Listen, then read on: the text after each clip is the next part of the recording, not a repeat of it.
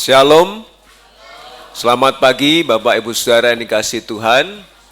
Ya, pagi ini kita akan bersama-sama berbakti, memuji, memuliakan nama Tuhan di hari Minggu 21 Januari 2024. Mari kita perhatikan beberapa pengumuman dan warta jemaat berikut ini. Jemaat peserta acara di gedung gereja mohon tetap menerapkan protokol kesehatan, terutama diimbau untuk mengenakan masker, terutama saat bernyanyi. Hari ini akan ada rapat guru sekolah minggu di gereja, Minggu 21 Januari 2024 setelah kebaktian. Silakan guru sekolah minggu dari kelas asuhan sampai dewasa untuk dapat berpartisipasi di dalamnya. Hari ini juga akan ada KPW Cibubur di rumah Bapak Sony Ondang, Minggu 21 Januari jam 6 sore, pembawa acara Ibu Purwanti, pemain musik Bapak Herman, dan firman Tuhan akan disampaikan oleh Saudara Gideon Nando. KPW Kranggan akan bersekutu pada hari Sabtu 27 Januari 2024 jam setengah 6 sore di rumah Bapak Diki Yosua Setiawan dengan petugas yang sudah diberitahukan. Lalu KPW Depok akan bersekutu di rumah Bapak Dwiarso pada hari Sabtu 3 Februari 2024 jam 5 sore. Kaum pria baptis Cibubur akan bersekutu di gereja pada hari Minggu 28 Januari 2024 jam 5 sore. Petugas membawa acara Bapak Sujud Prasetyo, pemain musik Bapak Setio Aji, firman Tuhan Pendeta Aryo Basuki. Bapak Ibu Saudara, amplop persepuluhan 2024 sudah tersedia di meja penerima tamu, bisa diambil setelah kebaktian. Saya membuat dengan perkiraan 50 kakak, saya membuat 50 nomor, saya hitung tadi masih ada 20 nomor. Kalau 50 kakak, satu kakak ada yang di dalam kakak bekerja 2 orang, 3 orang, 4 orang, harapannya 50 kakak akan kurang, tapi rupanya masih sisa 20 ya. Jadi silakan yang belum mengambil, tetapi juga ada kewajiban untuk mengembalikan dengan isi, karena itu tanggung jawab kita kepada Tuhan yang sudah kita sepakati minggu lalu dalam rapat anggota gereja, 41 juta per bulan kebutuhan kita.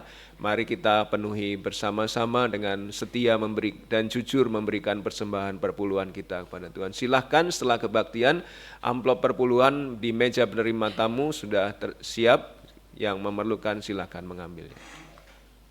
Gereja Baptis Indonesia Cibubur ada 3 kantong persembahan, merah untuk persembahan perpuluhan, dan kantong emas untuk pembangunan gedung gereja, dan kantong biru untuk TPW Namotrasi. Terus doakan TPW Namotrasi bertumbuh berkembang, karena bulan Maret nanti rumah yang mereka gunakan selama ini untuk kebaktian akan habis masa kontraknya. Jadi mereka berharap gedung gereja yang baru sudah siap digunakan sebelum mereka harus pindah dari tempat yang mereka kontrak selama ini. Persembahan persepuluhan Bapak Ibu Saudara yang mengikuti secara online bisa ditransfer ke nomor rekening BCA atas nama Krisnawati 8770859027 dan akan dilaporkan di WhatsApp grup gereja. Jika ada koreksi, mohon memberitahu Gembala Sidang. Jam doa Rabu, data kehadiran minggu lalu, jam doa Rabu 10 Januari di gedung gereja 23 orang, secara online 28 orang. Saya rindu semakin banyak yang ikut berdoa di hari Rabu. Kaum muda Sabtu 13 Januari 8 orang, sekolah minggu yang lalu 66 guru maupun murid. Kebaktian minggu yang lalu, puji Tuhan 110 orang. Dinamo Trasi, kaum muda hari Sabtu 13 Januari 7 orang, sekolah minggu 14 Januari 27 orang, kebaktian umum minggu yang lalu 40 orang, kebaktian anak minggu yang lalu 17 orang, dan bimbingan pranikah hari Senin yang lalu 5 orang. Kita terus doakan TPW Namotrasi.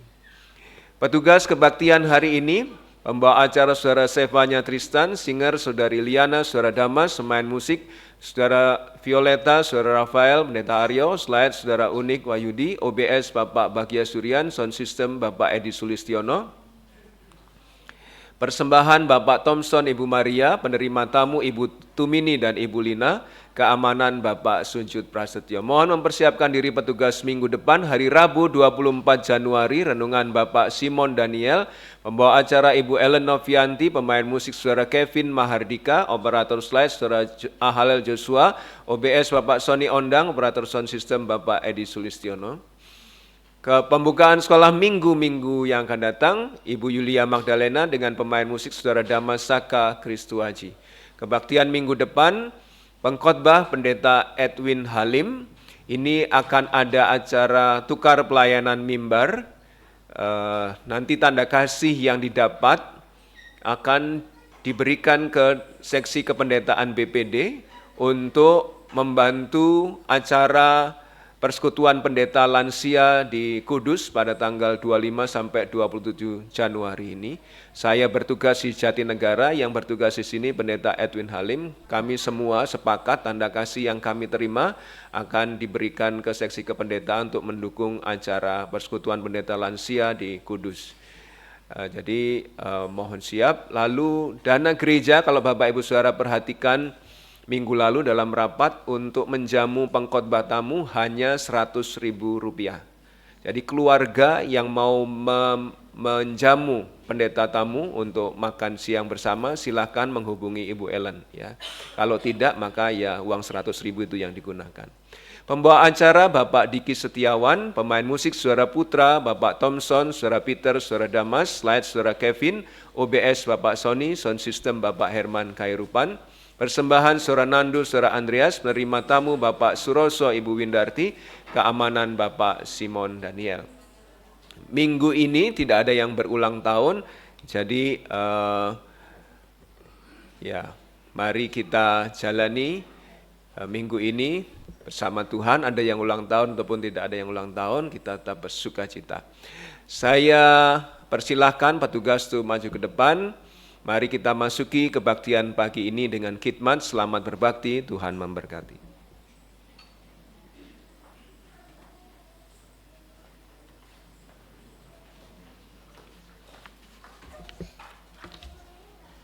Shalom Bapak Ibu semua. Selamat pagi. Ya, selamat datang di acara kebaktian umum Minggu 21 Januari 2024. Mari kita persiapkan hati dan pikiran kita. Marilah kita bersorak-sorai untuk Tuhan, bersorak-sorak bagi gunung batu keselamatan kita. Biarlah kita menghadap wajahnya dengan nyanyian syukur, bersorak-sorak baginya dengan nyanyian mazmur, sebab Tuhan adalah Allah yang besar dan Raja yang besar mengatasi segala Allah. Jemaat diundang untuk bangkit berdiri. Kita mau bernyanyi dan bersorak bagi nama Tuhan. Kita mau angkat nyanyian penyembahan kita, nyanyi dan bersoraklah. Kita mau menyatakan bahwa Yesuslah penyelamat kita, tiada yang seperti Dia. Kita mau setiap hari memuji keajaiban kasih-Nya.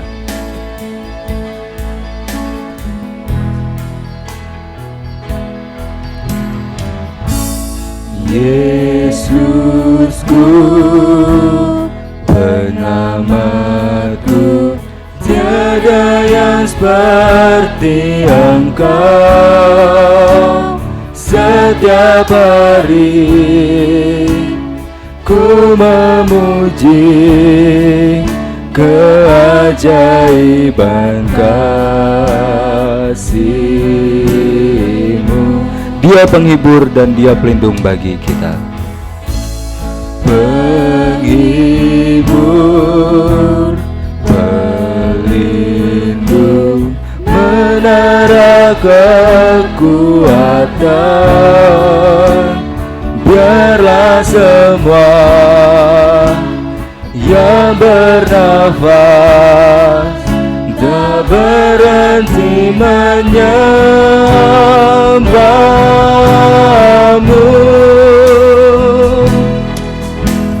Nyanyi dan bersoraklah bagi Dia, puji dan hormat kuasa bagi Raja. gunung tunduk, laut bergelora mendengar namamu.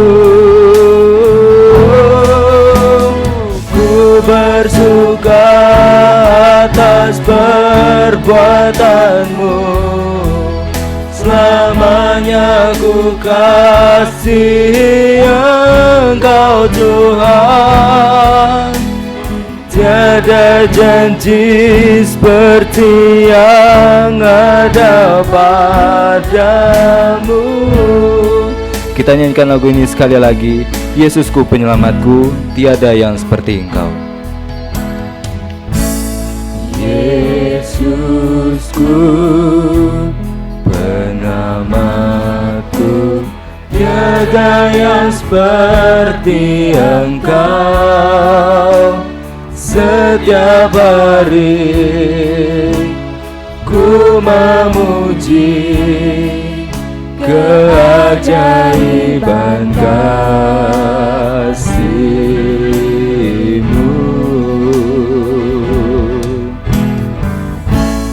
Penghibur, pelindung, menara kekuatan, biarlah semua yang bernafas tak berhenti menyembah-Mu. Nyanyi dan bersoraklah bagi Dia, puji dan hormat kuasa bagi Raja. Gunung tunduk, laut bergelora mendengar namamu. Ku bersuka atas perbuatanmu, selamanya ku kasihi Engkau Tuhan. Tiada janji seperti yang ada padamu. Nyanyi dan bersoraklah bagi Dia, puji dan hormat kuasa bagi Raja. Nyanyi dan bersoraklah bagi Dia, puji dan hormat kuasa bagi Raja. Gunung tunduk, laut bergelora mendengar namamu. Ku bersuka atas perbuatanmu, selamanya ku kasihi Engkau Tuhan. Tiada janji seperti yang ada padamu.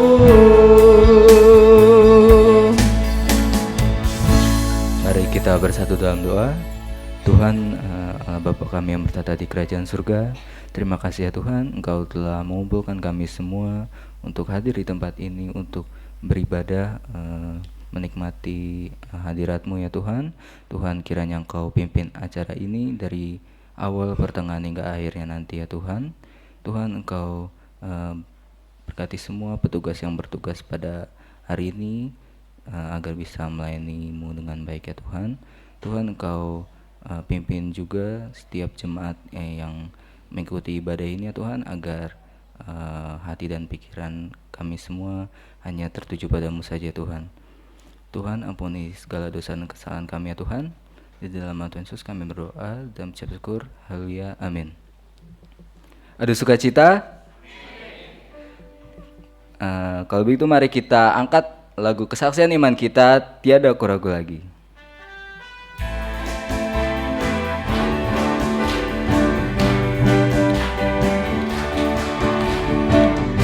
tiada ku ragu lagi untuk mengikut-Mu Yesus. Tiada ku ragu lagi untuk melayani-Mu.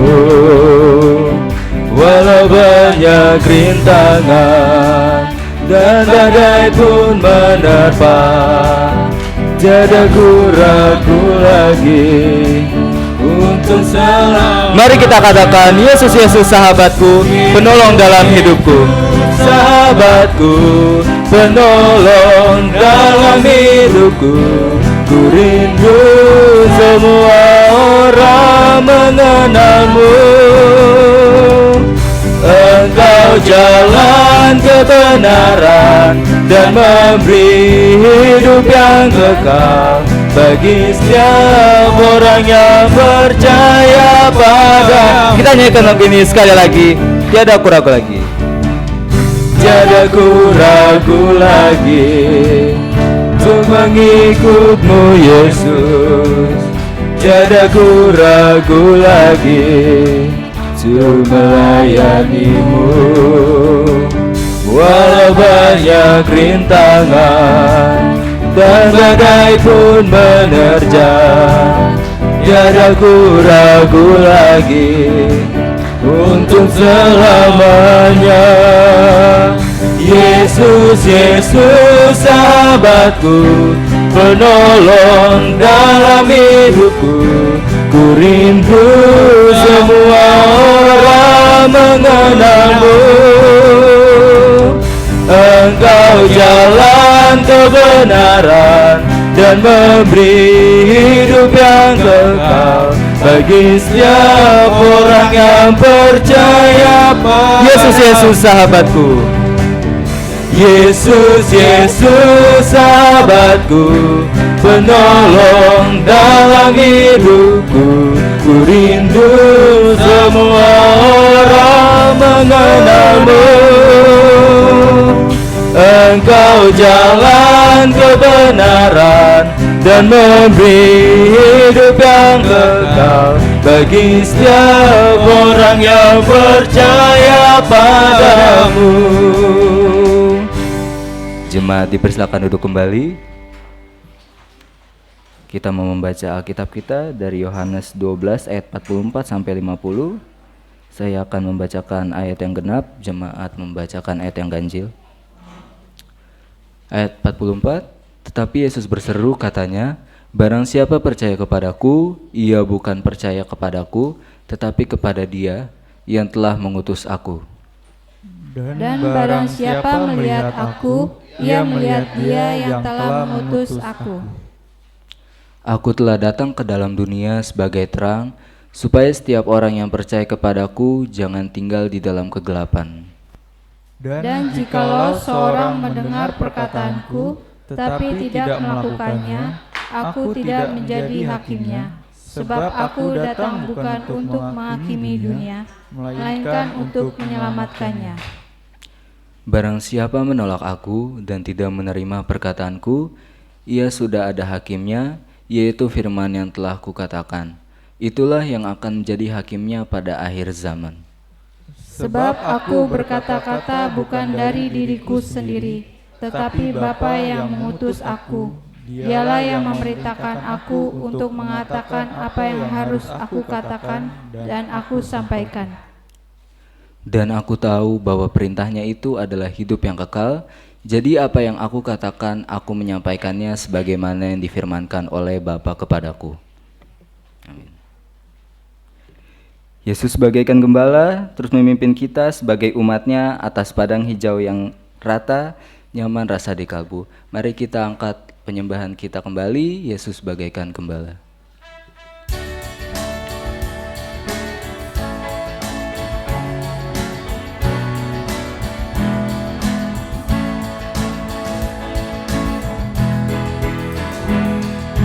Yesus bagaikan gembala, terus pimpinlah umat-Mu atas padang hijau rata, nyaman rasa di kalbu. Tuhan Yesus, Tuhan Yesus, kami jadi milik-Mu. Tuhan Yesus, Tuhan Yesus, kami jadi milik-Mu. Bait yang kedua, pimpin kami ya Gembala pada jalan yang benar. Pimpin kami ya Gembala pada jalan yang benar. Jaga kami dari dosa agar tidak tercemar. Tuhan Yesus, Tuhan Yesus, doa kami dengar. Tuhan Yesus, Tuhan Yesus, doa kami dengar. Bait yang keempat, kami rindukan anugerah, nyatakan kehendak-Mu. Kami rindukan anugerah, nyatakan kehendak-Mu, agar kasih-Mu melimpah dalam hidup yang baru. Tuhan Yesus, Tuhan Yesus, takkan lalu kasih-Mu.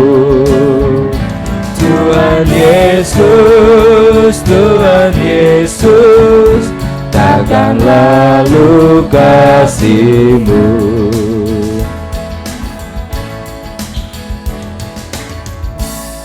Tiba saatnya kita memberikan persembahan persepuluhan. Untuk seruan memberi diambil dari Amsal 3 ayat 9 sampai 10. Muliakanlah Tuhan dengan hartamu dan dengan hasil pertama dari segala penghasilanmu. Maka lumbung-lumbungmu akan diisi penuh sampai melimpah-limpah, dan bejana pemerahanmu akan meluap dengan air buah anggurnya. Untuk doa persembahan minta tolong Bapak Thompson memimpin kita. Mari kita bersatu dalam doa. Maha besar Allah kami yang kami puji dan Tuhan Yesus Kristus, terima kasih ya Tuhan untuk setiap kebaikan yang Tuhan berikan kepada kami. Dan saat ini ya Tuhan, di tengah jalannya persekutuan kami pada pagi hari ini, tiba saatnya kami akan mengumpulkan persembahan persepuluhan. Kiranya Tuhan memberkati apa yang akan kami kumpulkan, berikan kami rasa murah hati ya Tuhan, agar kami mau terlibat dalam pekerjaan Tuhan di muka bumi ini. Semakin banyak orang yang percaya kepada Tuhan. Terima kasih ya Tuhan, kami ingat janji Tuhan bahwa Tuhan tidak akan meninggalkan anak-anaknya ya Tuhan. Terima kasih, kami serahkan persembahan ini ke dalam tangan-Mu. Dalam nama Tuhan Yesus kami berdoa dan mengucap syukur. Amin. Amin. Terima terang Dia bagimu, sudah datang terang padaku, dari buta jeleklah aku. Mari kita angkat lagu Yesuslah terang dunia.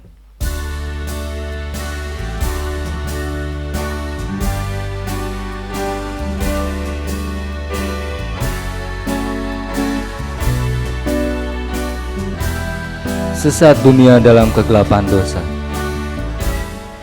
Sesat dunia dalam kegelapan dosa, Yesuslah terang dunia.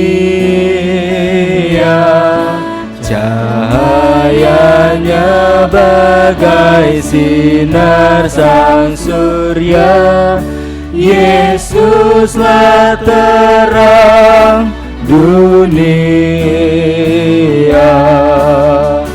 Terima terang Dia bagimu, sudah datang terang padaku, dari buta celiklah aku, Yesuslah terang dunia. Bait yang kedua, hidup dalam Kristus. Untuk dalam Kristus tiada gelap, Yesuslah terang dunia.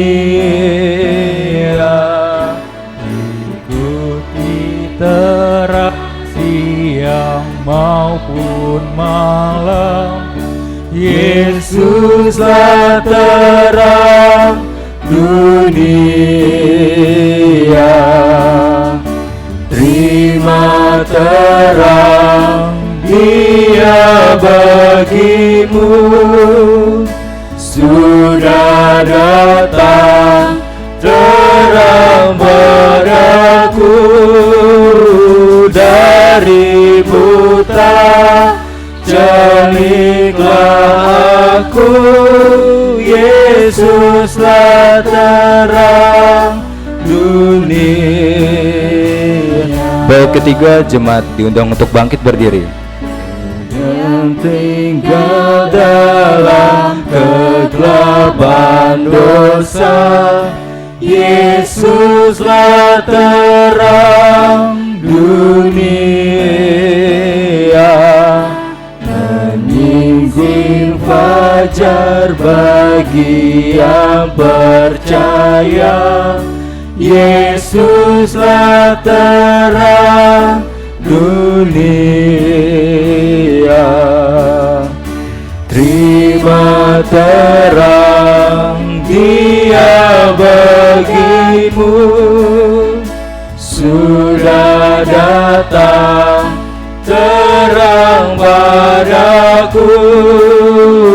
Dari buta celiklah aku, Yesuslah terang dunia.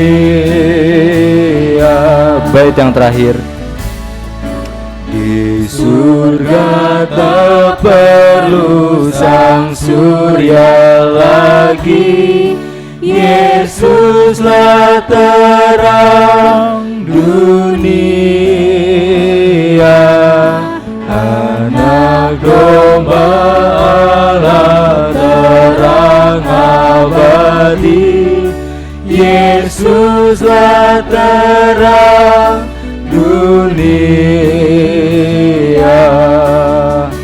Terima terang Dia bagimu, sudah datang terang padaku.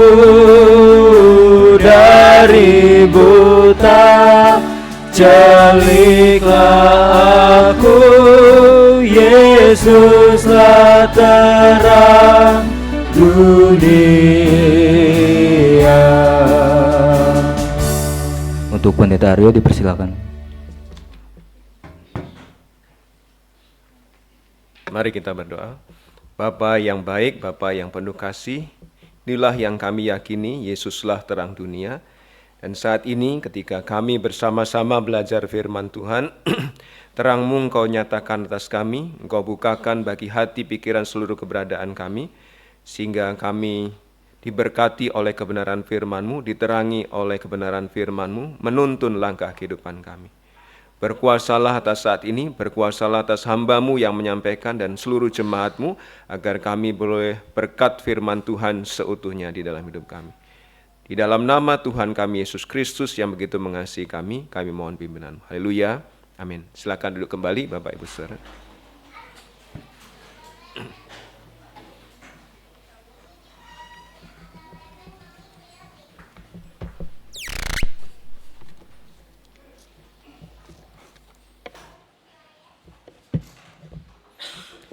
Minggu yang lalu saya menyampaikan beberapa alasan orang Yahudi yang juga mungkin menjadi alasan bagi orang pada masa kini untuk tidak mempercayai Yesus sebagai Tuhan dan Juru Selamatnya.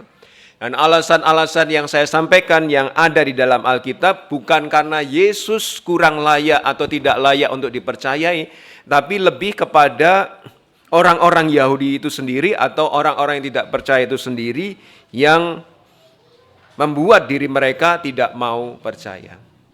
Di antaranya atau 4 pokok yang saya sampaikan minggu lalu, mengapa mereka tidak percaya? Karena mereka tidak suka Yesus sebagai terang. Tapi mereka lebih mencintai dosa mereka. Wah, sayang, enak dosa ini daripada ikut Yesus. Ya udahlah, Yesus tinggalkan.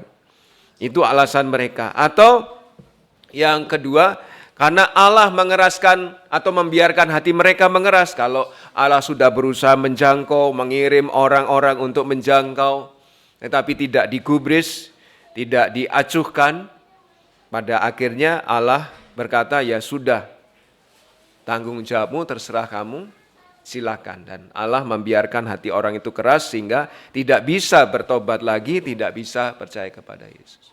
Itu alasan yang kedua. Alasan yang ketiga, karena mereka tidak melihat kemuliaan Yesus, baik oleh perbuatan ilah-ilah zaman ini atau pilihan-pilihan mereka sendiri. Dan juga alasan yang keempat, karena mereka lebih suka hormat dari manusia daripada hormat yang akan didapat dari Allah kalau mereka percaya kepada Yesus. Itu alasan-alasan mereka tidak percaya kepada Yesus. Meskipun demikian, ya, Yesus karena masih ada kesempatan untuk ngobrol dengan mereka, memberikan penjelasan dan berusaha menjangkau mereka, ya, supaya mereka percaya. Dan penjelasan yang Yesus gunakan untuk menjangkau mereka ini menjadi pokok-pokok yang memberikan kita alasan untuk percaya kepada Yesus. Ya. Jadi ini sebenarnya penjelasan yang Yesus gunakan untuk menjangkau orang Yahudi. Meskipun pada akhirnya orang Yahudi itu sampai pada titik diizinkan Allah berhasil menangkap Yesus dan membunuh Yesus di kayu salib. Itu semua atas izin Allah ya, karena kita perlu Yesus untuk menjadi kurban bagi membayar hutang-hutang dosa kita ya. Nah, alasan atau penjelasan yang Yesus gunakan ini menjadi pokok-pokok alasan mengapa kita harus percaya kepada Yesus. Alasan yang pertama, kita harus percaya kepada Yesus adalah karena Yesus dan Allah Bapa adalah satu. Di ayat 44 sampai 45 tadi sudah dibacakan, Bapak Ibu Saudara, terima kasih. Katakan demikian, tetapi Yesus berseru katanya, barang siapa percaya kepadaku, ia bukan percaya kepadaku saja, ya, kalau kalimatnya ditambah demikian, tetapi juga kepada Dia, yaitu Allah Bapa yang mengutus Yesus. Dan barang siapa melihat Yesus atau melihat aku, ia melihat Dia yang telah mengutus aku. Ini merupakan kalimat yang dinyatakan Yesus yang menyatakan dirinya itu satu hakikat, satu esensi dengan Allah Bapa.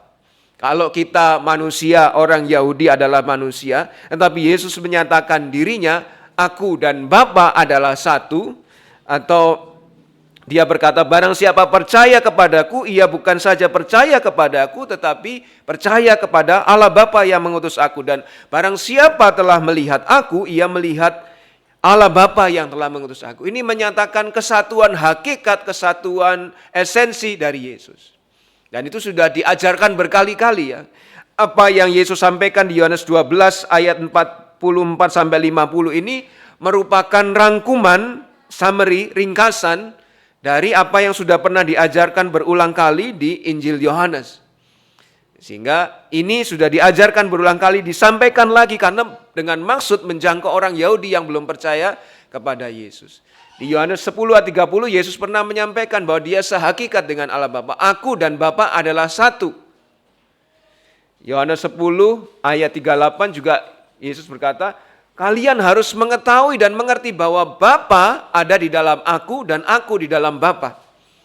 Dalam konsep pikiran otak kita yang terbatas ini, Pentiumnya atau megabyte-nya terbatas kita, dijelaskan Bapa di dalam aku di dalam Bapa. Gimana gambarkannya itu ya? Atau di dalam pikiran kita kalau saudara orang yang suka membayangkan sesuatu yang dijelaskan, bagaimana itu mengertinya bahwa Bapa di dalam Yesus, Yesus di dalam Bapa. Itu tidak mudah dipahami, tetapi Yesus menjelaskan itu karena kesatuannya. Dan ketika Yesus menegur orang-orang Yahudi yang mengkritiknya, dia berkata, baik aku maupun Bapakku tidak kamu kenal. Jikalau sekiranya kamu mengenal aku, yaitu Yesus, kamu mengenal juga Bapakku, karena kami ini satu. Kalau kenal aku, kenal Bapakku, kenal Bapakku, kenal aku. Itu, ya. Ada kesatuan esensi bahwa baik Yesus maupun Allah Bapa adalah Allah. Meskipun Allah Bapa itu berbeda dari Yesus. Ya. Ini merupakan doktrin atau pengajaran Trinitas, Tritunggal. Dan ini tidak mudah untuk dipahami. Dan Yesus itu menegaskan berkali-kali di satu perikop pasal 12 di ayat 44, ayat 45, ayat 49 bahwa Bapa telah mengutus Yesus, berarti kalau Bapa mengutus Yesus berarti Bapa dan Yesus beda dong. Nggak mungkin orang yang sama mengutus dirinya sendiri. Ya. Tapi Bapa mengutus Yesus berarti Bapa berbeda dari Yesus. Namun Yesus juga menegaskan bahwa Yesus dan Bapa itu sangat dekat. Sehingga kalau percaya kepada Yesus sama dengan percaya kepada Allah Bapa. Melihat Yesus berarti melihat Allah Bapa. Dengan kalimat ini Yesus dengan jelas menyatakan, dengan tegas mengatakan, aku dan Bapa adalah satu. Atau dengan kata lain, aku ini juga Allah. Allah Bapa juga Allah. Pendeta gimana mengertinya? Yang orang Yahudi juga tidak mengerti pada waktu itu. Murid-muridnya juga tidak paham. Kita sampai sekarang tidak paham. Meskipun mungkin ada yang berusaha menjelaskan, saya berusaha menjelaskan, tapi kita tidak benar-benar paham. Kemampuan otak kita terbatas. Kita tidak sepenuhnya paham doktrin Trinitas. Ya, saya di slide-slide sebelumnya ini gambar Trinitas ya. Yang pegang salib itu Yesus, yang baju oranye ini Allah Bapa, kalau diumpamakan ya penggambarannya, yang burung merpati itu Roh Kudus. Tapi kita melihat itu 3, Pak. Gimana 3 tapi 1? Saya ingin lihatnya 1, tapi juga kelihatan 3-nya. Otak kita nggak mampu gambarkan itu ya. 3-nya kelihatan juga, 1-nya juga kelihatan, tapi dalam semua itu Enggak begitu terlihat. Dan kita tidak mampu, bahkan menggambarkannya pun kita tidak mampu. Karena kita tidak sepenuhnya paham doktrin Trinitas, beberapa aliran sesat menyangkalnya. Oh enggak ada Trinitas itu. Lebih mudah gini loh jelasin. Misalnya Pak Aryo kalau di rumah itu bapak dari anak-anaknya. Atau suami dari istrinya. Tapi kalau di gereja dia gembala sidang loh, kan lain kan. Nah, kalau di luar dia anggota atau warga masyarakat. Itu kan satu orang tapi lain-lain, tapi itu orang yang sama. Padahal Alkitab tidak menjelaskan demikian. Alkitab menjelaskan ya, tidak secara demikian satu orang, tapi kalau pindah tempat ganti sebutan, bukan begitu ya. Trinitas itu dengan jelas diajarkan dalam Alkitab ya, Matius 28 ayat 19. Ya, karena itu pergilah jadikanlah semua bangsa muridku dan baptislah mereka dalam nama Bapa, Anak, Roh Kudus. Namanya satu, bukan nama-nama. Dalam nama-nama bukan begitu. Tapi dalam namanya 1, tapi nyebut 3, Bapa, Anak, Roh Kudus. 1 kok 3. 1 Korintus 12, 4 ayat 6, 2 Korintus 13, 14, Efesus 1, 13, 14, 3, 14, Efesus 4 ayat 4 sampai 6, 1 Petrus 1 ayat 2, Yudas ayat 20 sampai 21. Dan itu bisa kita ringkas, Alkitab mengajarkan itu semua dalam 3 pokok. Allah yang kita sembah itu ada 3 pribadi. Dan setiap pribadi itu adalah Allah seutuhnya. Tapi pada saat yang sama hanya ada satu Allah yang esa. Sehingga kalau kelas baptisan, karena ini tidak mudah dipahami, saya sering menggunakan ilustrasi segitiga sama sisi. Segitiganya 1, tapi sisinya 3. Allahnya esa, tapi pribadinya 3. Yaitu Allah Bapa, Yesus Kristus, dan Roh Kudus. Ya. Allah Bapa, Father, Anak Yesus Kristus, Holy Spirit, Roh Kudus. Ya. Roh Kudus bukanlah Bapa, Roh Kudus juga bukan Anak, Anak bukanlah Bapa, Anak juga bukan Roh Kudus. Tetapi baik Bapa, Anak maupun Roh Kudus adalah Allah. Ya, kalau masih tidak dapat dipahami ya nggak apa-apa ya, karena memang ini doktrin yang tidak mudah dipahami. Tapi Alkitab dengan jelas mengajarkan di dalam ayat-ayat, baik yang saya kutip maupun kalau Bapak Ibu Saudara bermaksud menyelidiki, ada 3 pribadi Allah. Dan setiap pribadi itu baik Allah Bapa, Yesus Kristus maupun Roh Kudus, Allah semua. Meskipun hanya ada satu Allah yang esa. Ya, itu poin pertama, berarti bahwa Bapa, Putra, dan Roh Kudus itu berbeda karena ada 3 pribadi. Berbeda satu dengan yang lain. Bapa, kalau dalam kisah pembaptisan Yesus, Yesus yang keluar dari air, Bapa muncul dalam wujud suara, inilah anakku yang kukasihi, kepadanya lah aku berkenan. Lalu Roh Kudus datang dalam wujud merpati. Tiga-tiganya berbeda. Yesus yang keluar dari air, Roh Kudus yang burung merpati, Allah Bapa suara. Tiga-tiganya dijelaskan. Mereka adalah 3 pribadi, bukan 3 perwujudan, bukan satu orang Pak Aryo, tapi di rumah disebut Bapak, di gereja disebut gembala sidang, di luar disebut warga masyarakat, bukan seperti itu. Ya, mereka adalah 3 pribadi. Poin kedua, Alkitab juga menunjukkan bahwa setiap pribadi itu Allah. Bapa itu Allah, punya kuasa untuk menciptakan alam semesta. Yesus juga adalah Allah, punya kuasa menciptakan alam semesta. Roh Kudus pada kisah penciptaan di Kejadian pasal 1, Roh Kudus melayang-layang di udara, dia juga ikut dalam penciptaan. Roh Kudus juga adalah Allah. Ketika Ananias Safira menipu Petrus, Petrus berkata, kamu bukan menipu aku, kamu menipu Roh Kudus. Roh Kudus juga Allah. Dan kemudian tamatlah riwayat Ananias Safira yang menipu Roh Kudus, karena Roh Kudus juga adalah Allah. Sehingga baik Bapa, Yesus maupun Roh Kudus adalah 3 pribadi yang berbeda, tapi masing-masing adalah Allah seutuhnya. Ini enggak mudah dipahami. Alkitab menegaskan juga dari 3 pribadi itu hanya ada satu Allah. Ya. Yesus mengajarkan di Ulangan, Allah mengajarkan kepada orang Israel di Ulangan pasal 6 ayat 4, dengarlah hai orang Israel, Tuhan itu Allah kita, Tuhan itu esa. Ya, kalau esa berarti satu, tapi 3 pribadi. Ya, dan itu ada tersebar di sepanjang Alkitab, di Yesaya 45 ayat 5 sampai 6, Yesaya 45 ayat 21 sampai 22, Yesaya 44 ayat 6 sampai 8, Roma 3 ayat 30, 1 Korintus 8 ayat 6, 1 Timotius 2 ayat 5, Yakobus 2 ayat 19.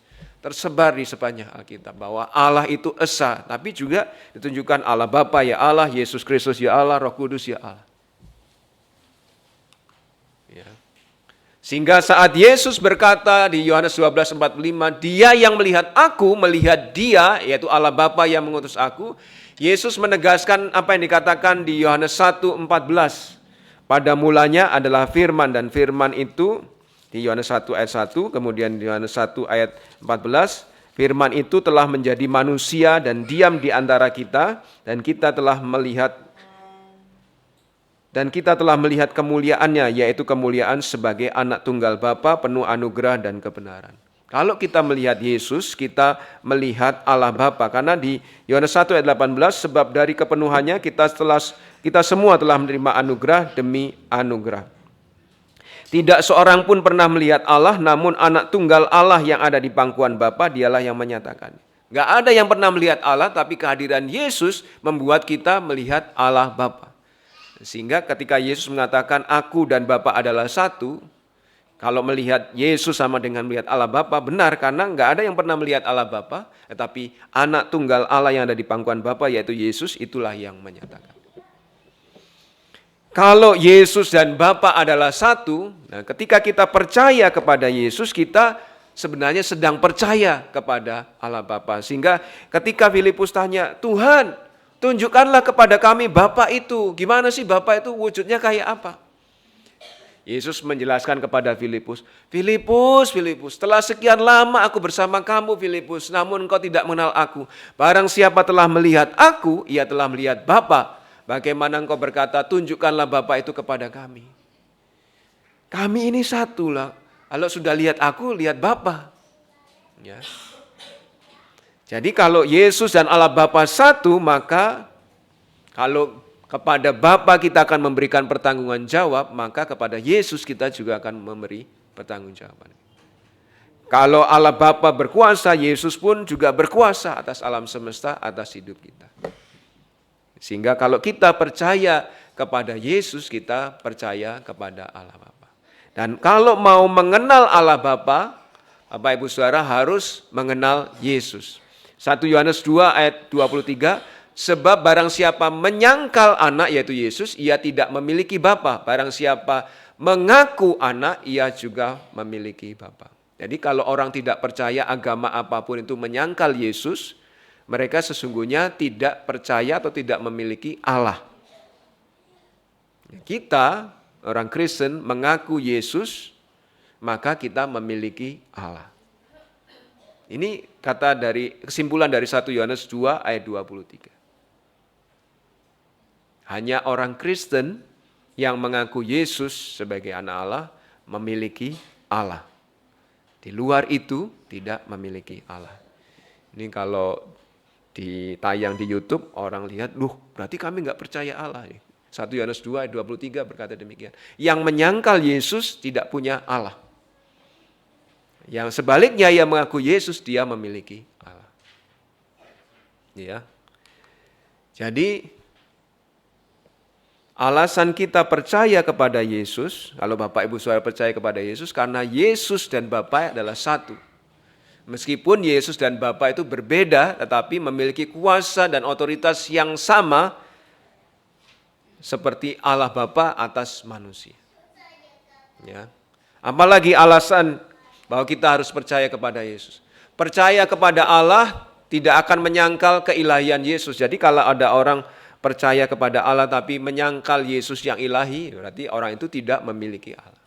Sebaliknya percaya kepada Yesus sebagai Allah berarti percaya kepada Bapa yang mengutus Yesus, yaitu satu-satunya iman yang menghasilkan hidup kekal, dan itu ada di dalam doa Yesus sebelum dia berpisah dari murid-muridnya, Yohanes 17 ayat 3. Inilah hidup yang kekal itu, bahwa mereka, orang-orang itu mengenal Engkau ya Allah Bapa, satu-satunya Allah yang benar, dan Yesus Kristus yang telah Engkau utus. Jadi Allah Bapa dan Yesus Kristus satu paket. Kalau nggak percaya Yesus berarti tidak punya Allah.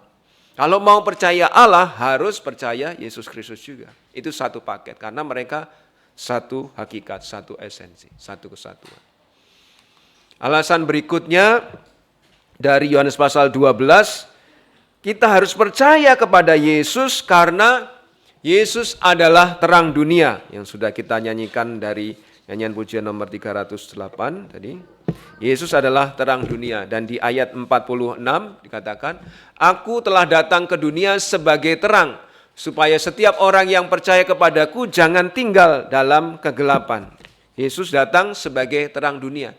Nah, inilah alasan kita percaya kepada Yesus, karena Yesus satu-satunya terang dunia, tidak ada yang lain. Mana ada tokoh yang lain menyatakan, percayalah kepada saya ini terang dunia. Kalau percaya kepada saya, di dalam hidupnya tidak ada terang, tidak ada kegelapan. Ya.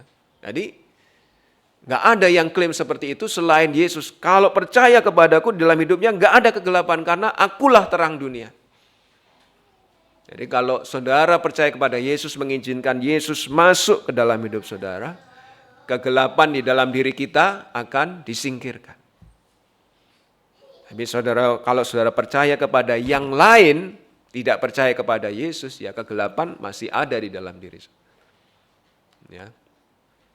Yohanes 1 ayat 4-5, dalam Dia ada hidup, dan hidup itu adalah terang manusia. Terang itu bercahaya di dalam kegelapan, dan kegelapan itu tidak menguasainya.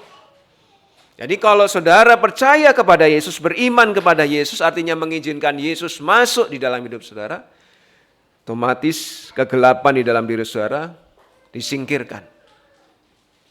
Jadi kalau ada orang yang mengaku percaya Yesus tapi masih banyak kegelapan di dalam hidupnya, itu patut dipertanyakan. Benar enggak sudah mengundang Yesus menjadi Tuhan dan Juru Selamat di dalam hidupnya? Atau hanya di mulut saja tapi tidak pernah benar-benar menerima di dalam hidupnya, mengakui menerima di dalam hidup. Karena Yesus terang dunia loh, diizinkan masuk, semua yang gelap-gelap disingkirkan. Dosa, kesenangan yang berdosa disingkirkan. Jadi kalau ada orang mengaku dirinya Kristen tapi masih senang dengan dosa, ya, itu berarti masih ada kegelapan di dalam dirinya. Yohanes 1 ayat 9 menyebut Yesus terang sejati yang datang ke dalam dunia, yang menerangi setiap orang yang percaya kepadanya. Kalau percaya kepadanya, terang dunia itu akan menyingkirkan kegelapan karena dia terang sejati. Tidak ada percampuran dan dia adalah benar-benar terang yang sebenarnya. Yohanes 3, 19, 21, dan inilah hukum itu, terang telah datang ke dalam dunia tetapi manusia lebih menyukai kegelapan daripada terang. Sebab perbuatan-perbuatan mereka jahat, sebab barang siapa berbuat jahat membenci terang dan tidak datang kepada terang itu, supaya perbuatan-perbuatannya yang jahat itu tidak nampak. Tapi barang siapa melakukan yang benar, ia datang kepada terang, supaya menjadi nyata bahwa perbuatan-perbuatannya dilakukan dalam Allah. Ini menjadi indikasi ya. Orang menjauh dari persekutuan, orang menjauh dari gereja, biasanya karena perbuatan-perbuatannya jahat. Ya. Karena kalau mendekat kepada terang, kepada persekutuan dengan Yesus Kristus, dia akan terekspos kegelapannya sehingga harus menyingkirkan itu. Tapi kalau sudah dinasehati, ditarik-tarik, dirayu-rayu, dibawa, diajak untuk datang kepada Yesus, selalu menolak, selalu bikin alasan, bisa jadi ada perbuatan-perbuatan jahat yang sedang dipelihara dan dia tidak mau itu diekspos di hadapan terang itu. Karena kalau itu diekspos di hadapan terang itu harus disingkirkan dan dia tidak mau itu terjadi. Tapi sebaliknya kalau memang itu orang yang percaya sungguh-sungguh, dia enggak masalah kegelapannya diungkapkan, diekspos kepada Tuhan Yesus supaya kegelapannya itu disingkirkan. Dan perbuatan-perbuatan yang dilakukan terbukti bahwa dia ada di dalam Allah. Ya, jadi kesimpulannya mudah. Oh Pak, ini sudah lama nggak gereja, kenapa? Sudah diajak Pak, nggak mau, alasan ini itu, alasan ini. Bisa jadi karena perbuatan-perbuatan jahat sedang dipelihara dan dia tidak mau itu diekspos di hadapan Allah. Yohanes 8:12 ini pernyataan Yesus, akulah terang dunia. Mana bisa manusia biasa menjadi terang bagi dunia kalau dia bukan Allah. Yesus sedang menyatakan dirinya Allah. Akulah terang dunia, barang siapa mengikut aku, ia tidak akan berjalan dalam kegelapan, melainkan ia akan mempunyai terang hidup yang menyingkirkan kegelapan dalam hidupnya. Ketika Yesus hendak menyembuhkan mata orang yang buta dari sejak lahir, dia berkata, selama aku masih di dunia, akulah terang dunia. Bahkan orang yang buta dari sejak lahir pun aku bisa menyingkirkan kegelapan dalam hidupnya. Selama aku masih di dunia, akulah terang dunia. Dengan begitu Yesus menyatakan kuasa mujizatnya, menyembuhkan orang yang buta dari sejak lahir itu, dan orang itu bisa melihat. Ya. Dan ini peringatan Yesus kepada orang Yahudi itu yang tidak mau percaya. Hanya sedikit waktu lagi terang, yaitu aku, ada di antara kamu. Selama terang itu ada padamu, percayalah kepadanya supaya kegelapan jangan menguasai kamu. Barang siapa berjalan dalam kegelapan, ia tidak tahu kemana ia pergi. Percayalah kepada terang itu selama terang itu ada padamu supaya kamu menjadi anak-anak terang. Mumpung masih ada kesempatan, mumpung aku ada di hadapan kalian, mumpung kalian masih hidup, bertobatlah, percayalah kepada terang itu. Kalau sudah di ruang ICU nggak bisa ngambil keputusan, susah. Mumpung masih ada kesempatan untuk mengambil keputusan percaya kepada Yesus, percayalah. Yesus menjangkau orang-orang Yahudi itu. Mumpung aku masih bersama-sama dengan kalian, percayalah. Supaya kalian menjadi anak-anak terang. Tapi mereka tetap tidak percaya ya. Kalau tanpa Kristus, dunia ini berada dalam kegelapan rohani dan moral. Dunia bisa jadi dunia yang baik karena hanya mendapat insight atau inspirasi dari penyataan umum yang Allah berikan melalui alam semesta. Oh, ini pasti ada yang menciptakan.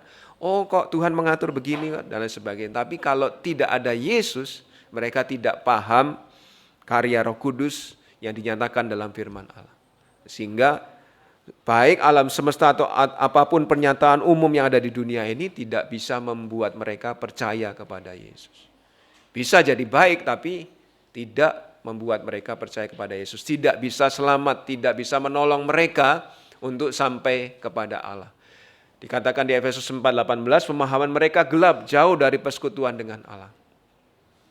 Orang-orang yang tidak beriman di luar sana mengetahui penyataan umum Allah lewat alam semesta, lewat hukum moral yang berlaku di segala tempat. Oh, mencuri itu enggak boleh toh. Oh, berzina itu enggak boleh. Dan mereka tahu itu. Itu penyataan umum Allah. Tapi itu tidak menolong mereka selamat karena mereka tidak bisa melepaskan diri dari kuasa kegelapan, kuasa dosa. Di antaranya yang sedang marak sekarang ini ya. Mereka percaya bahwa Allah adalah kasih. Stop sampai di situ. Mereka tidak bisa menghubungkan bahwa Allah adalah kasih, pada saat yang sama Allah adalah kudus yang akan menghakimi dosa, yang tidak suka dengan dosa.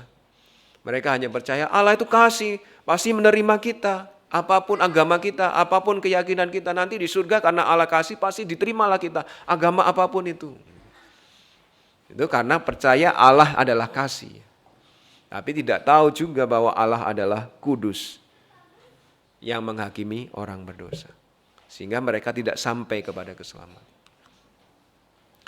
Mereka, kalau kita mengabaikan firman Tuhan satu-satunya standar moral dari Allah, maka kita akan meraba-raba dalam kegelapan. Kita akan tersandung-sandung, kita merasa diri kita benar, ternyata kita di jalan yang salah karena kita mengabaikan firman Tuhan, mengabaikan perkataan Yesus Kristus. Ini di Amerika pada tahun 2013 ada jajak pendapat namanya Gallup Poll ya. Warga Amerika usia 18 sampai 34 dikirimi survei. Ya, mereka orang-orang baik ya, termasuk diantaranya orang Kristen yang katanya sering ke gereja. Tapi 49% dari jajak pendapat itu setuju bahwa pornografi nggak apa-apa. Lewat handphone, lewat internet, lewat apa, nggak apa-apa itu, nggak masalah. 72% setuju seks sebelum menikah, nggak apa-apa kalau berhubungan suami istri sebelum menikah. 72% termasuk di dalamnya orang Kristen. 74% setuju gay atau lesbian, makanya ada beberapa gereja mengakui pendeta laki-laki punya istri laki-laki juga, atau pendeta perempuan punya suami perempuan juga. Di Amerika udah mulai banyak itu ya. Karena sejak 2013 saja hasil surveinya begini, 49% setuju pornografi nggak masalah, 72% setuju seks sebelum menikah nggak apa-apa, 74% setuju gay, homoseksual atau lesbian nggak apa-apa, 71% setuju punya bayi di luar nikah juga nggak apa-apa. Itu tahun 2013 mereka sudah vote itu ya, menganggap itu prosentase-prosentase, dan di dalamnya ada orang Kristen yang sering ke gereja pun setuju kan. Jadi kalau itu 2013, sekarang sudah 10 tahun, 11 tahun, sudah makin berkembang. Bahkan kalau saudara mungkin sering ngikutin acara America Got Talent gitu, kadang-kadang itu di-embrace, kayak ditonjol-tonjolkan, nggak apa-apa nih talent yang bagus meskipun ini dan gitu, nggak apa-apa, yang penting talentnya. Meskipun itu anak yang dibesarkan oleh bapak dengan bapak gitu ya, nggak masalah. Di acara-acara Amerika mulai semakin disemarakkan begitu ya, karena dari 2013 saja mereka sudah menyetujui hal itu ya. Tapi Alkitab mengatakan, Mazmur 27 ayat 1, Tuhan adalah terangku dan keselamatanku. Kalau kita mengundang Yesus datang dalam hidup kita, Dia memberikan terangnya dan memberikan keselamatannya. Bahkan pemazmur berseru kepada Tuhan di Mazmur 43 ayat 3, suruhlah terangmu dan kesetiaanmu datang supaya aku dituntun, dibawa ke gunungmu yang kudus, tempat kediamanmu. Kalau kita tidak memiliki Yesus, kita tidak akan sampai kepada Bapa. Karena Bapa berada di tempat yang kudus, dan yang bisa menuntun kita ke sana adalah terang dari Yesus Kristus.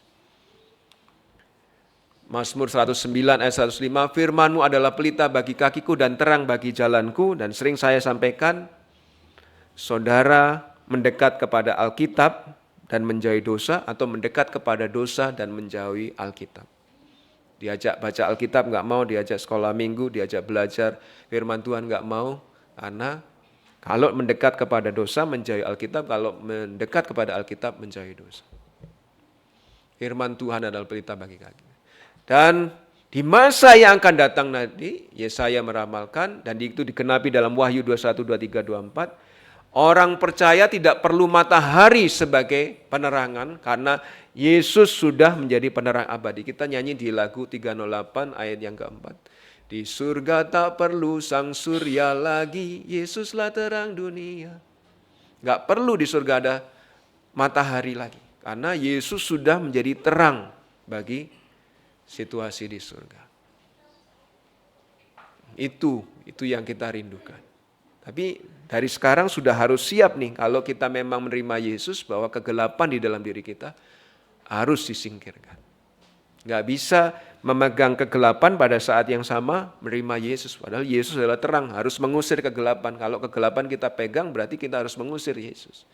Silahkan pilih. 1 Yohanes 1 ayat 5, dan inilah berita yang telah kami dengar dari Dia yang kami sampaikan pada kamu. Allah adalah terang dan di dalam Dia sama sekali tidak ada kegelapan. Kalau Yesus berkata, aku adalah terang dunia, berarti Yesus sedang berkata, Yesus adalah Allah. Karena Allah adalah terang dan di dalam Allah sama sekali nggak ada kegelapan. Sama sekali nggak ada dosa. Kalau Yesus berkata, aku adalah terang dunia, maka Yesus sedang berkata, aku adalah Allah, sama suci dengan Allah, tidak ada dosa di dalam diriku, sehingga layak untuk Dia menjadi kurban, disalibkan, menghapus dosa-dosa kita. Dia punya kuasa untuk melepaskan orang percaya dari kuasa gelap iblis. Ya. Sehingga ketika kita datang ke orang yang kerasukan roh jahat atau kuasa kegelapan, kita bisa berdoa di dalam nama Yesus. Yesus yang punya kuasa, bukan kita yang punya kuasa, tapi Yesus punya kuasa melepaskan orang itu dari iblis yang adalah kuasa gelap. Karena Dia adalah terang dunia dan Dia adalah Allah. Kalau memang klaim Yesus itu salah, berarti Yesus penipu. Ya udah, nggak usah dipercayai. Tapi kalau klaim Yesus, pernyataan Yesus benar, maka kita harus beriman kepada Yesus untuk mengusir kegelapan dalam hidup kita, untuk membuat kita bisa sampai kepada Allah Bapa yang bersemayam di tempat yang terang itu, yaitu surga. Karena Yesus adalah terang dunia, wajarlah, sepatutnya lah kita percaya kepada Yesus. Percayalah kepada Yesus karena Yesus satu dengan Bapa yang berkuasa itu. Percaya kepada Yesus karena Yesus terang dunia yang dapat mengusir kegelapan dalam hidup kita. Saudara mau berjuang sendiri menyingkirkan dosa dalam hidup saudara, nggak akan bisa. Kecuali saudara mengundang Yesus. Dan ini alasan berikutnya. Di Yohanes 12, 47, 48, dan jikalau seorang mendengar perkataanku tetapi tidak melakukannya, aku tidak menjadi hakimnya. Sebab aku datang bukan untuk menghakimi dunia, melainkan untuk menyelamatkannya. Barang siapa menolak aku dan tidak menerima perkataanku, ia sudah ada hakimnya, yaitu firman yang telah kukatakan, itulah yang akan menjadi hakimnya pada akhir zaman. Nah ini sekali lagi ya, Yohanes 12, 44-50 ini ringkasan pengajaran Yesus, karena sudah pernah diajarkan, diulang lagi supaya orang Yahudi percaya.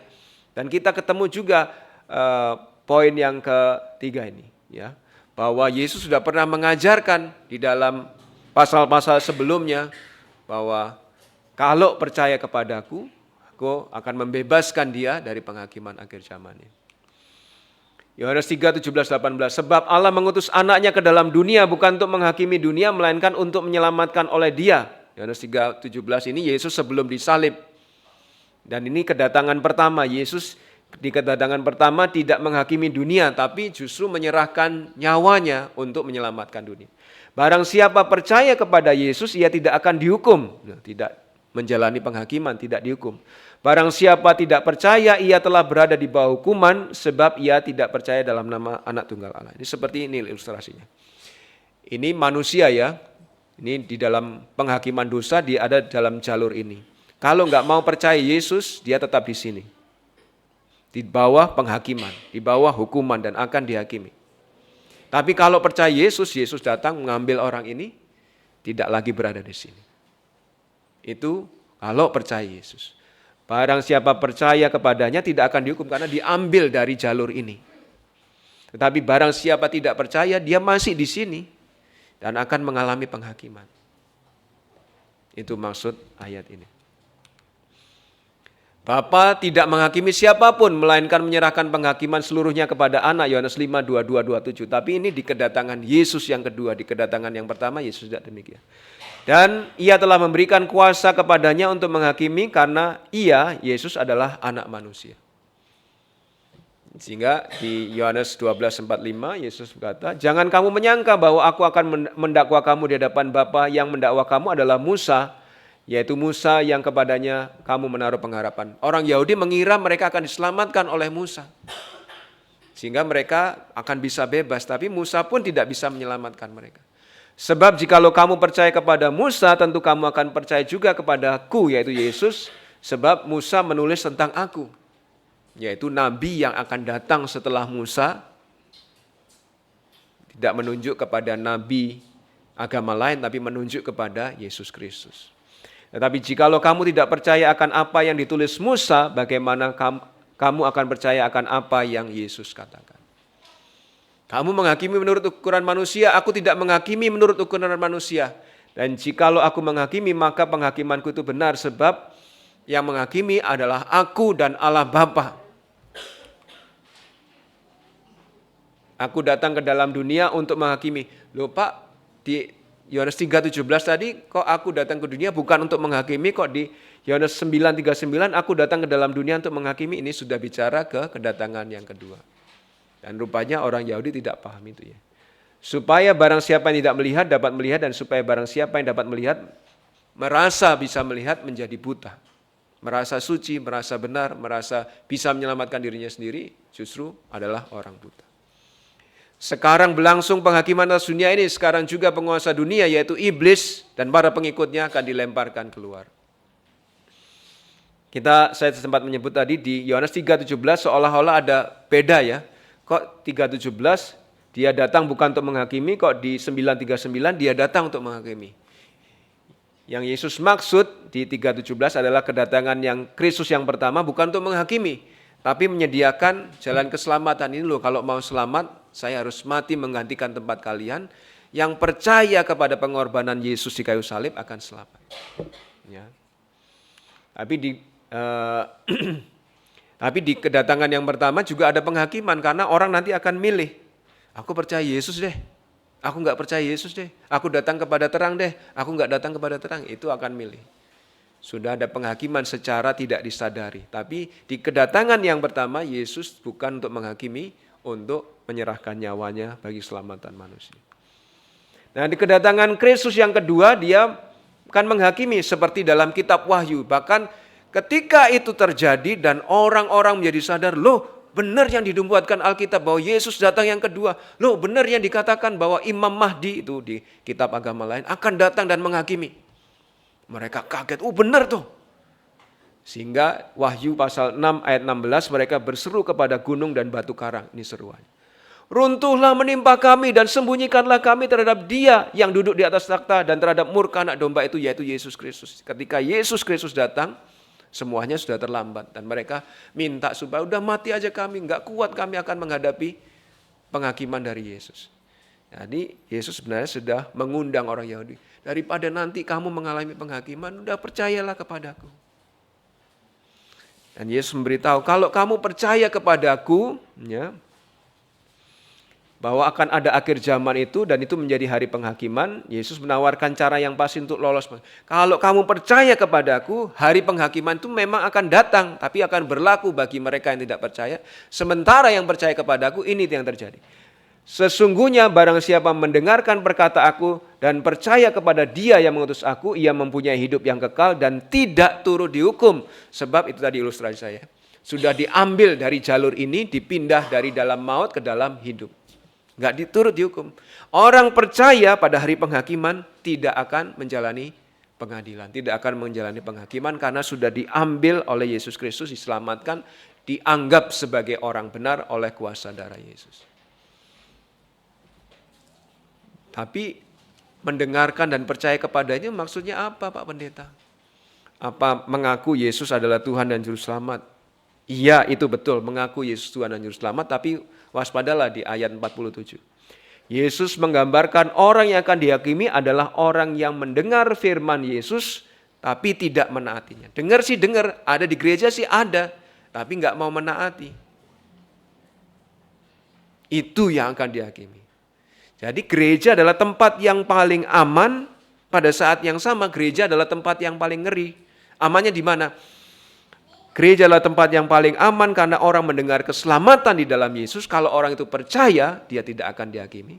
Tapi gereja menjadi tempat yang paling ngeri karena di dalam gereja diberitakan Yesus Kristus. Kalau orang itu tidak mau percaya, dia berakhir di neraka. Dan itu mengerikan. Loh, aku kan sudah dengar di gereja, kok aku nggak percaya. Jadi gereja bisa menjadi dua hal. Jadi nggak selalu di dalam gereja selamat.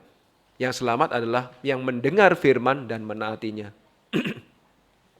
Dan dikatakan di ayat 48, Yesus mengatakan, orang ini menolak aku dan tidak menerima perkataan-perkataanku. Iman yang sejati dan menyelamatkan adalah iman yang taat. Loh, saya ini Kristen. Apa buktinya? Aku ikut kebaktian di rumah, misalnya ya. Nggak pernah gereja, nggak pernah baca Alkitab. Bukan saya sibuk kerja ini dan itu. Memang kita tidak selamatkan karena perbuatan baik, tetapi orang yang sudah diselamatkan akan muncul dengan perbuatan baiknya. Ya. Iman sejati dan menyelamatkan adalah iman yang taat. Sehingga Yesus mengingatkan, bukan setiap orang yang berseru kepadaku, Tuhan, Tuhan, aku Kristen loh, akan masuk ke dalam kerajaan surga, melainkan dia yang melakukan kehendak Bapakku yang di surga. Mana nih yang sudah dibaptis, sudah percaya Yesus, kok enggak muncul-muncul ke gereja? Kemana saja loh? Keselamatan Bapak Ibu Saudara yang demikian memang tidak ditentukan seberapa sering ke gereja.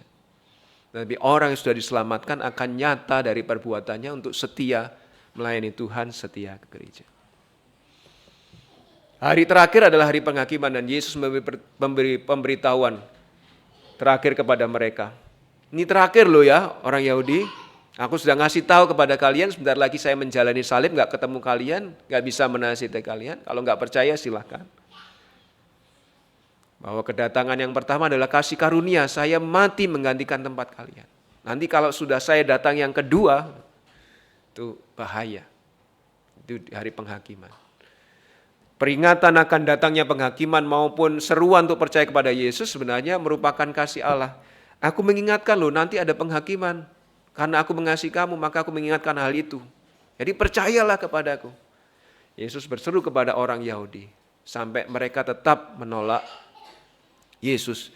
Bahkan murid Yesus yaitu Yudas Iskariot ikut-ikut bekerja sama menyerahkan Yesus.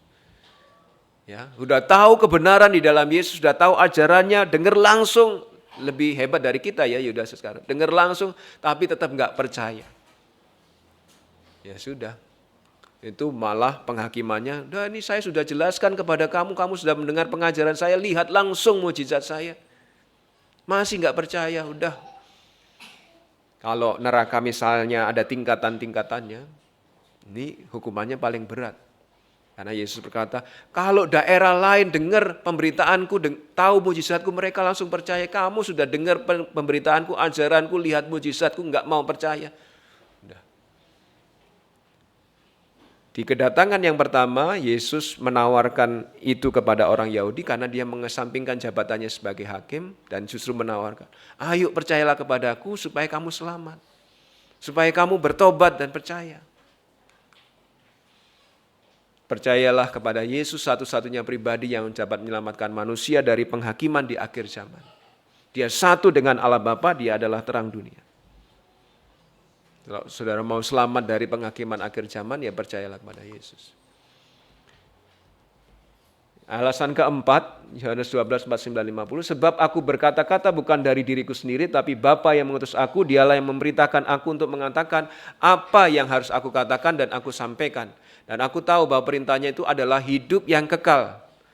Jadi perintah Allah Bapa, Yesus yang menyampaikan, dan perintah Allah Bapa itu menuju pada hidup kekal. Jadi apa yang kukatakan aku menyampaikannya sebagaimana yang difirmankan oleh Bapa kepadaku. Yesus bukan ngarang-ngarang sendiri tapi dari Allah Bapa. Dan yang disampaikan Allah Bapa kepada Yesus sampaikan kepada para pendengarnya supaya mendapat hidup kekal. Dan ini sekali lagi ini Yohanes 12 ini ringkasan pengajaran sebelumnya. Dia sudah pernah mengajar ini. Maka Yesus menjawab mereka katanya, aku berkata kepadamu, sesungguhnya anak tidak dapat mengerjakan sesuatu jika tidak melihat Bapanya mengerjakan. Ya. Yesus, ini. Sesungguhnya anak tidak dapat mengerjakan sesuatu dari dirinya sendiri jikalau ia tidak melihat Bapa mengerjakannya, sebab apa yang dikerjakan Bapa itu juga dikerjakan anak. Yang difirmankan Yesus adalah berasal dari Allah Bapa. Nah, itu menuju pada hidup yang kekal. Jawab Yesus kepada mereka, ajaranku tidak berasal dari diriku sendiri, aku ngarang-ngarang, bikin-bikin, enggak. Tetapi dari Allah Bapa yang mengutus aku. Maka kata Yesus, apabila kamu meninggikan anak manusia di kayu salib, barulah kamu tahu, oh benar ya, bahwa akulah dia, Mesias yang dijanjikan itu, bahwa aku tidak berbuat apa-apa dari diriku sendiri, tetapi berbicara tentang hal-hal sebagaimana yang diajarkan Allah Bapa kepadaku. Kamu akan baru bisa menghubungkan, oh ini hubungannya dengan Allah Bapa. Apa yang kulihat pada Bapa itulah yang kukatakan. Bapak Ibu Saudara bisa melihat lagi di Yohanes 8, 26, 40, ayat 40, Yohanes 14 ayat 10, ayat 24, ayat 31, Yohanes 15 ayat 15. Semua yang Yesus katakan dan ajarkan berasal dari Bapa, dan semua yang dari Bapa itu menuju pada hidup yang kekal. Yesus bukan orang jenius yang ngarang-ngarang agama, tetapi Yesus adalah utusan Bapa menyampaikan pesan yang dari Bapa untuk hidup kekal. Dan itu dia menekankan 2 kali. Bahwa Bapa memberi perintah tentang apa yang harus dikatakan, dan perintah itu menuju hidup yang kekal. Kalau nggak mau percaya dan menaati perintah itu, berakhir bukan di hidup yang kekal, tapi kematian yang kekal. Allah adalah otoritas tertinggi dan terakhir. Yesus tidak dapat memberikan saran ilahi atau petunjuk berguna untuk hidup bahagia. Oh kalau mau bahagia begini begitu loh, bukan. Yesus tidak menyatakan itu. Yesus justru menyatakan kalau mau hidup yang kekal, ini jalannya, percayalah kepadaku. Berimanlah kepadaku. Ketika Yesus memberikan seruan yang penuh semangat kepada musuh-musuhnya supaya bertobat, di lain pihak dia juga memberikan perintah, percaya. Kalau percaya dapat hidup kekal. Udah bertobatlah. Yaitu fokusnya hidup kekal. Yesus begitu mengasihi mereka sampai sebelum dia akan menjalani kematian, Yesus mengajak mereka percaya. Ya. Percayalah kepada Yesus, Bapak Ibu Saudara. Yang masih ragu-ragu, singkirkan keraguanmu. Yesus satu dengan Allah Bapa. Yesus dapat menyelamatkan kita di hari penghakiman, pada hari penghakiman. Dan dia bisa memberi perintah Bapa untuk hidup yang kekal. Dia menuntun kepada hidup yang kekal. Karena dia juga adalah terang dunia. Ada seorang wajib pajak mendapat surat pemberitahuan terakhir. Loh kok pemberitahuan terakhir sih? Kalau Bapak besok enggak bayar kewajiban Bapak sebagai wajib pajak, Bapak akan menghadapi tuntutan hukum. Loh kok sudah pemberitahuan terakhir sih? Dia datang ke kantor pajak dan menyelesaikan kewajiban pajak. Ya Pak, kami enggak pakai pemberitahuan pertama, pemberitahuan kedua. Lah kenapa? Biasanya enggak efektif, enggak berhasil. Langsung pemberitahuan terakhir. Tapi Yesus tidak demikian ya. Yesus sudah mengajarkan berulang-ulang, dan di Yohanes 12 ini pemberitahuan terakhir. Ayo percaya kepada. Dan mungkin bagi beberapa orang ini adalah pemberitahuan terakhir bagi Bapak Ibu Saudara. Ayo bertobat, ayo percaya kepada Yesus, ayo kembali kepadanya. Kita enggak tahu akhir hidup kita. Sebelum hidup kita berakhir, percayalah kepada Yesus demi keselamatan. Jangan abaikan undangannya, jangan abaikan ajakannya. Amin. Mari kita berdoa. Bapa yang begitu mengasihi kami, sampai harus mengutus Yesus untuk mati menggantikan tempat kami orang berdosa. Yesus yang begitu mengasihi kami sampai harus berjuang menjalani penderitaan di kayu salib, mengutus orang-orang di sekitar kami untuk menjangkau kami, meraih kami, memberitakan Injil kepada kami, mengajak kami untuk kembali beriman setia kepada Yesus, mengajak kami kembali untuk membuktikan janji setia kami waktu kami dibaptis, mengajak kami kembali untuk beriman teguh di dalam Yesus. Terima kasih ya Bapa. Karena Yesus adalah Allah. Yesus adalah terang dunia. Yesuslah yang sanggup menyelamatkan kami dari penghakiman di akhir zaman. Dan Yesuslah yang sanggup membawa dan menuntun kami kepada kehidupan kekal. Inilah hari keselamatan. Buatlah kami mengambil keputusan untuk percaya kepada Yesus sebagai Tuhan dan Juru Selamat. Dan keputusan itu bukan hanya di bibir saja, tapi sungguh-sungguh merasuk ke dalam kehidupan kami. Muncul berupa perbuatan baik dan kesetiaan kami kepada Tuhan. Kami bersyukur atas firman-Mu di dalam nama Tuhan Yesus. Amin. Mari saya undang Bapak Ibu Saudara berdiri dan kita merespon kebenaran firman Tuhan ini menyanyi lagu Ku Percaya Pada Yesus.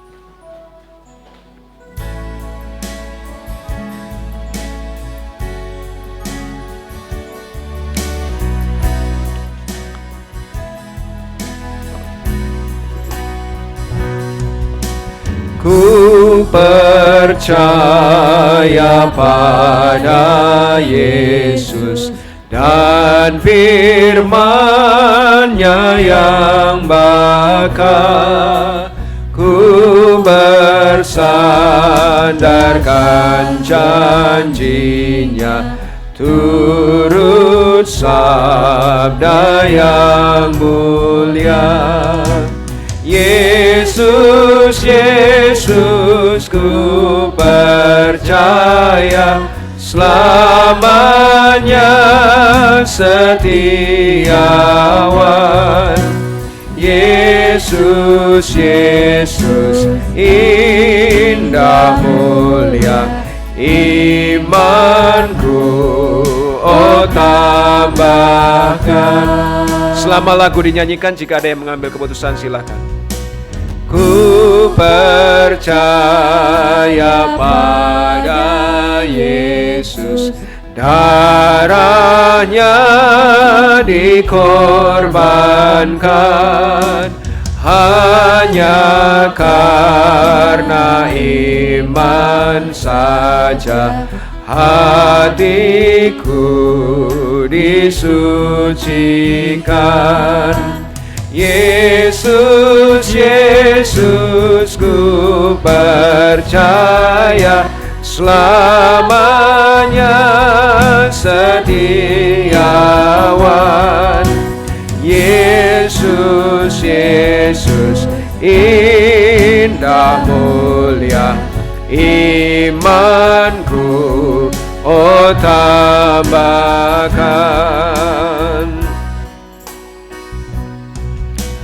Ku percaya pada Yesus, rela sangkal diriku, oleh Yesus diberi damai, bahagia hidupku. Yesus, Yesus, ku percaya, selamanya setiawan. Yesus, Yesus, indah mulia, imanku, oh tambahkan. Kesempatan terakhir ayat 4.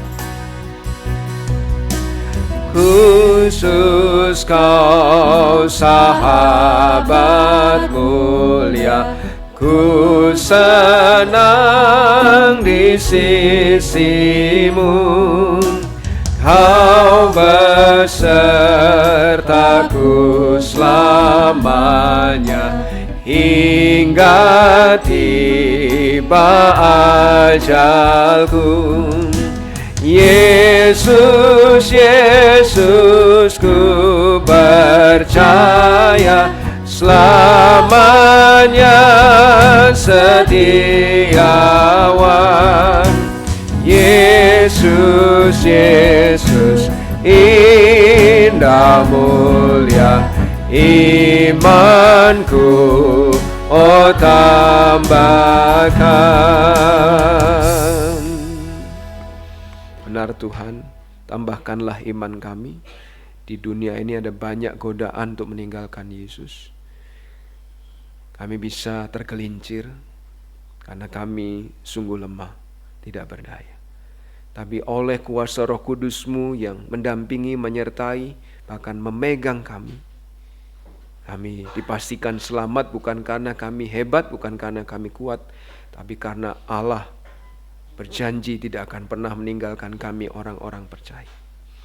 Hamba-Mu berdoa untuk saudara kami yang mengaku Kristen tapi sudah lama tidak berbakti bersama kami, sudah lama tidak menunjukkan bukti imannya dengan setia melayani Tuhan. Jamahlah mereka, nyatakan kuasa-Mu atas mereka. Selama masih ada kesempatan hidup, buatlah mereka bertobat, entah dengan cara-Mu apapun Tuhan, buatlah mereka bertobat. Karena kami mengasihi mereka dan rindu mereka juga diselamatkan. Kami berdoa untuk orang-orang yang kami kasih tapi belum percaya kepada Yesus. Nyatakanlah kuasa-Mu atas mereka. Di luar Yesus tidak bisa selamat. Di luar Yesus tidak ada pertolongan.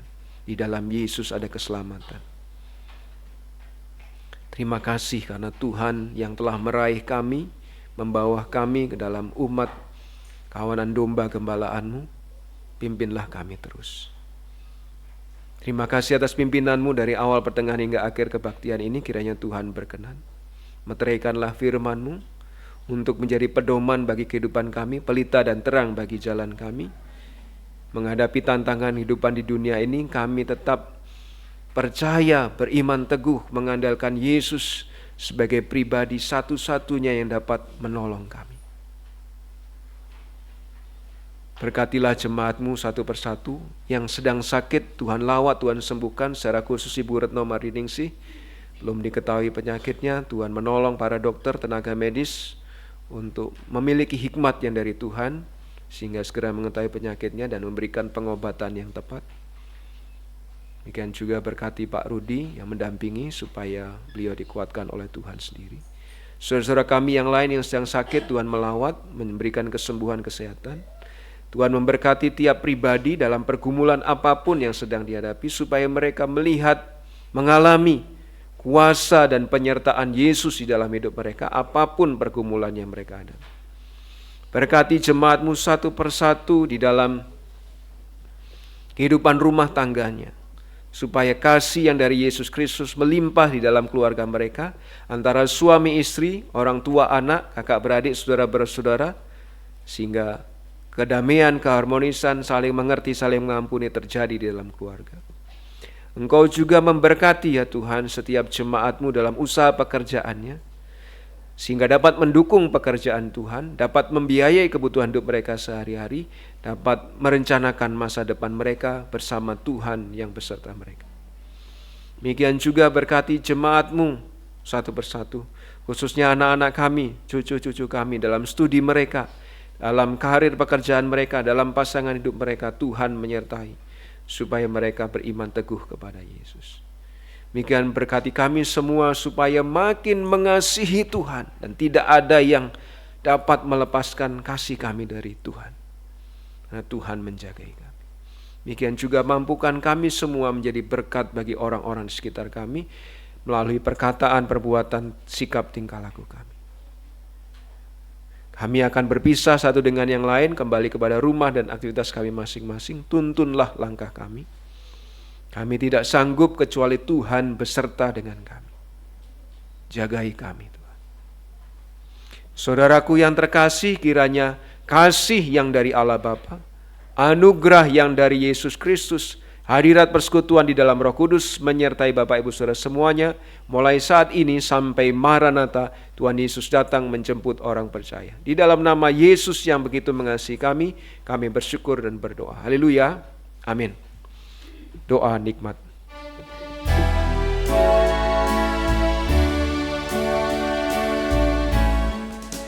Rahmat Tuhan Yesus Kristus, kasih Bapa di surga, dan karunia Rohul Kudus kiranya tetap serta. Amin.